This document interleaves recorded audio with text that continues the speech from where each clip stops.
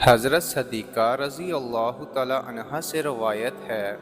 کہ رسول اللہ صلی اللہ علیہ وسلم نے ارشاد فرمایا کہ ذی الحج کی 10ویں تاریخ یعنی عید الاضحیٰ کے دن فرزند آدم کا کوئی عمل اللہ کو قربانی سے زیادہ محبوب نہیں،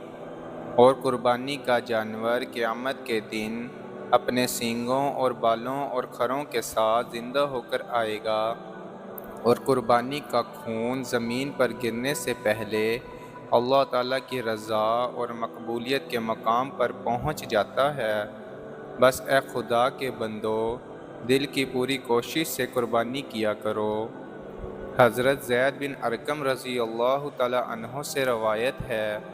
کہ رسول اللہ صلی اللہ علیہ وسلم کے بعض اصحاب رضی اللہ تعالیٰ عنہ اجمعین نے عرض کیا، یا رسول اللہ،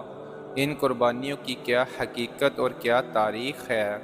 آپ صلی اللہ علیہ وسلم نے فرمایا، یہ تمہارے روحانی اور نسلی موارث حضرت ابراہیم علیہ السلام کی سنت ہے، یعنی سب سے پہلے ان کو اللہ تعالیٰ کی طرف سے اس کا حکم دیا گیا اور وہ کیا کرتے تھے۔ ان کی اس سنت اور قربانی کے اس عمل کی پیروی کا حکم مجھ کو اور میری امت کو بھی دیا گیا ہے۔ صحابہ کرام رضی اللہ تعالیٰ عنہ اجمعین نے عرض کیا، پھر ہمارے لیے یا رسول اللہ ان قربانیوں میں کیا اجر ہے؟ آپ صلی اللہ علیہ وسلم نے فرمایا، قربانی کے جانور کے ہر بال کے عضو ایک نیکی۔ انہوں نے عرض کیا، تو کیا اون کا بھی یا رسول اللہ یہی حساب ہے؟